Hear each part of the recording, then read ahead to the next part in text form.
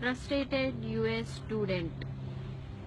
నేనేనండి frustrated US student ని.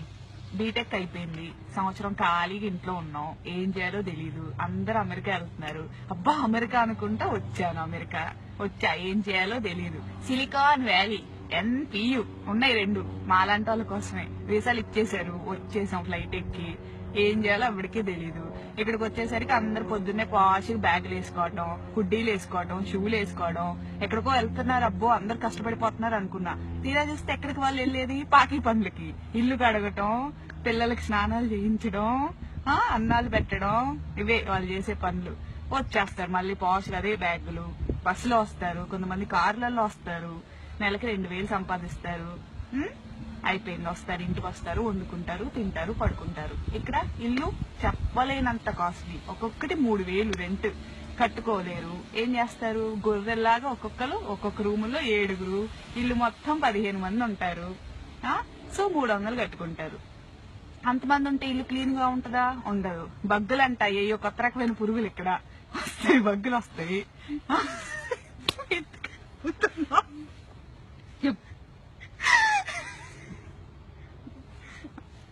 బగ్గులు ఉంటాయి, ఏయో ఎంత పురుగులు అవి కొడతాయి. కొడితే డాట్లు ఉంటాయి అనమాట.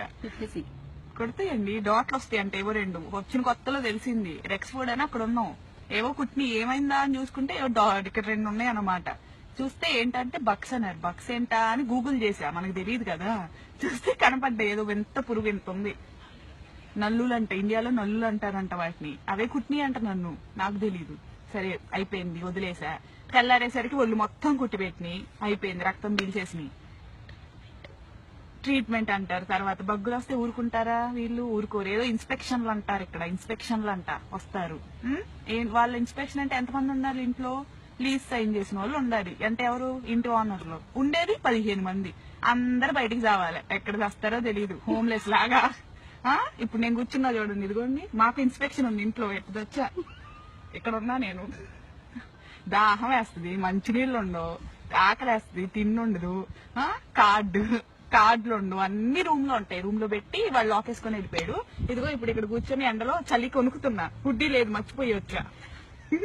వణుకుతూ కూర్చున్నా, ఇక్కడ ఎండలో కూర్చున్నా, అందుకనే కొంచెం లైటింగ్ వస్తుందని. ఎవరన్నా వాటర్ ఇస్తారా అని ఎదురు చూస్తున్నా, దిక్కులు చూస్తున్నా. తెలుగు వాళ్ళు ఎవరన్నా కనపడతారేమో, వాటర్ ఇస్తారేమో, ఇస్తారేమో అని చూస్తున్నా. ఎవడో కనిపించట్లా, అందరు ఇళ్లలో రూమ్ లో లాక్ వేసుకొని కూర్చున్నారు. సాయంత్రం దాకా ఇక్కడే చావాలండి, 4:30 దాకా. ఒక్కరోజు దొరుకుద్ది. నేను పాకి జాబే చేస్తున్నా, ఒక్కరోజు దొరుకుద్ది హాలిడే ఇంట్లో కూర్చోడానికి. అది లేదు. ఇదిగో ఇక్కడే దిక్కుమాలిన స్థితి. ఇక్కడ తెచ్చా నేను, చూడండి, ఇలాంటి స్థితిలో ఉన్నా నేను. ఎవరు వద్దండి, అమెరికా వద్దు, ఏమొద్దు, ఇండియాలో ఉండండి, హాయిగా బతకండి ఇండియాలో. ఇదే నా కంక్లూషన్. సెలవు.